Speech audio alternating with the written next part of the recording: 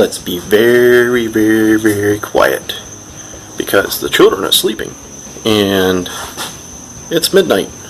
So, anyways, we're gonna use the little old Hobart welder tonight, and we're going to work on the buggy.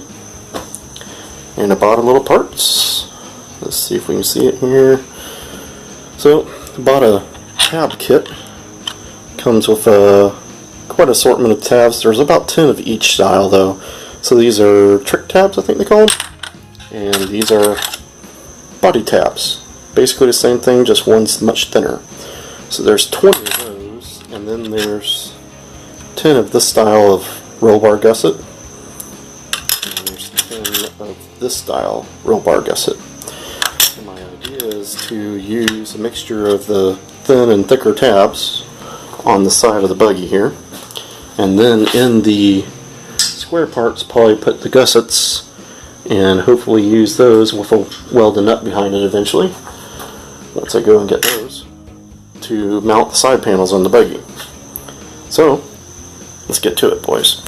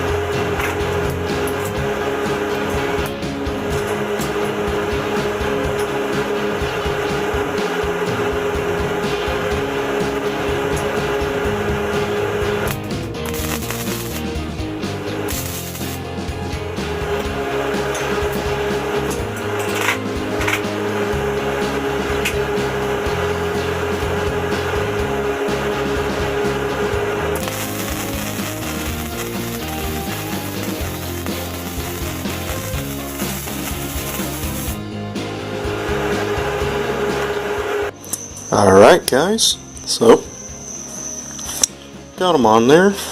So 1, 2, 3, 4, 5, 6, 7, 8, 9, 10, and 11. I'm going to use this, one of the holes in the gusset for a put the welding nut on the back. I didn't make them line directly up, and at first I was kind of like, why should they really line up? Because there's so many tubes that are in the way. You'd have to not put them near a tube and stuff. And now thinking more about it, I probably should have, but whatever. You know, they fit. You know, you're not going to be able to transfer a panel from side to side anyways, because they're going to have the bend in it. But probably once the washers and stuff on there, it may look more aesthetic with them being squared and patterned and stuff. But I didn't do that. I used my thicker tabs on the bottom because I figured if anything's going to be trying to pull them off, it's going to be on the bottom, you know, a stick or a branch or a tree or something like that. All except for right here. I used one of the thinner ones here because it fit more towards the front here, and I wanted it to be more towards the bottom. If I would have used the thicker tab, I'd have had to weld it here, and there would have been a little more, you know, about 3 inches before it would be anything. So I moved that around there just to try and get it more towards the bottom. But the welding didn't come out too bad. I do not claim to be the world's greatest welder, you know, but they look respectable. A little better than what they did there, yeah. I put a little gusset in right here in this V shape, and we got the one in the back corners. I didn't go crazy on gusseting it, put one down here. I thought about going crazy on gussing it, but kind of decided with the other bars in there, it's kind of not really necessary right in here. I do need to add a gusset. I'm going to do a tubular one from here to here, and probably from here to there, and then maybe one in the back. I'm not sure, but definitely there, just to kind of brace up the roof. A few years ago, there was a guy that rolled a tube buggy over, doing something pretty extreme. He was trying to climb one of those rock faces straight up, and it flipped over on him and it crushed the cage. And pretty sure this is the same stuff, 1.5 inch poly .095 wall, you know. And I'm not going to be doing anything like that, but if something did happen, I do want to have the cage a little braced up a little more. People have been saying I need to put an X in there, which is going to be a little hard, because the roof is not the same size in each end. The back end is shorter than the front. So if I make an X go all the way across, where they won't cross at this bar, and be like a complete looking X, it will cross more out here where the lead to the MIG gun is right there. If I made them go to center point right here at this bar, it's going to look a little funky because it's going to be such a long part on this side and such a short part on that side. So I'm not sure what I want to do there. I could just do one diagonal this way and one diagonal that way. It kind of does the same thing. You know, you're making it into a triangle, and X is obviously better. But I haven't decided what I want to do there. If anybody's got a suggestion on that, I'm open for comments on it. That's later down the road. I got to buy some tubing to do that. And then of course I want to make some sort of bar V-shaping up here from the dash bar inward towards the center, and then I may, depending on how the front suspension lines up with clearance and the tie rods, I may try and make that V out to the beam, but I'm not sure, or to a bumper.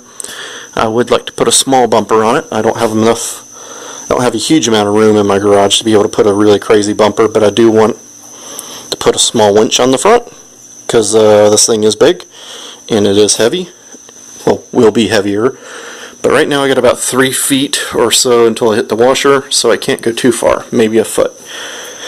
So, you know, one of those little 2,500 pound winches I think would be pretty adequate for this. I got my bolts. I don't know if I talked about that in another video. Stainless steel metric.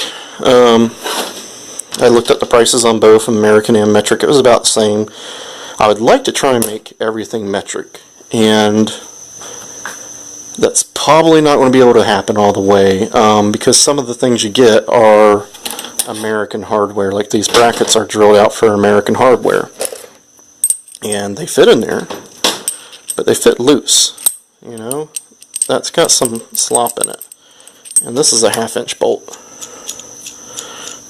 Alright, I think I put that on there, and you put that on here. Of course it's got a shank, but even the threads, you know, are not so wobbly. But once you get it down on that shank, there's no gap, no wobble.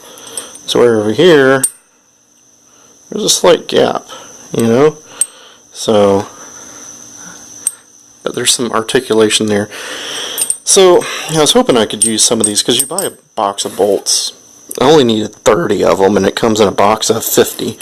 The nuts come in a box of 75, and I think the washers was a box of a bag of 100. So, you know, I have some extras. I'm going to definitely use these on the roof, and probably some of these tabs on the roof to do the roof panels. You know, and that doesn't really matter about a little bit of slop. But I was hoping to do like the seat belts and stuff with this, maybe with the stainless hardware. But now I'm kind of thinking I'm going to use American, because that's what they're going to be drilled for. Other news is we got a beam. I did not expect to do this for a beam. I was going to do the stock beam with the weld-on shock towers, but by the time I priced it out, that's crazy. They're like $120 usually for the shock towers thereabout, and then $15 to $20 per adjuster. So you know, you just say $160 to get it shipped, right? This beam was $200 shipped in the door, and after I bought this beam, the shock towers went on sale, and so did the adjusters. So it would have been a little cheaper, but I'd still have to cut open the greasy, nasty beam to weld the adjusters in there, and I kind of didn't want to do that. So even though I wanted to do the shock towers, I didn't want to do the adjusters. So I bought one. You know, it's mild steel. Hopefully that'll work. Stock width. You know, it's kind of set up for a Baja because it's got the plates on it. But anyways, guys, that's what we're doing here. Just used a piece of flat metal to make sure these are kind of lined up and clamped it to it. And they look alright. So I'll see you guys later. Don't forget to like and subscribe.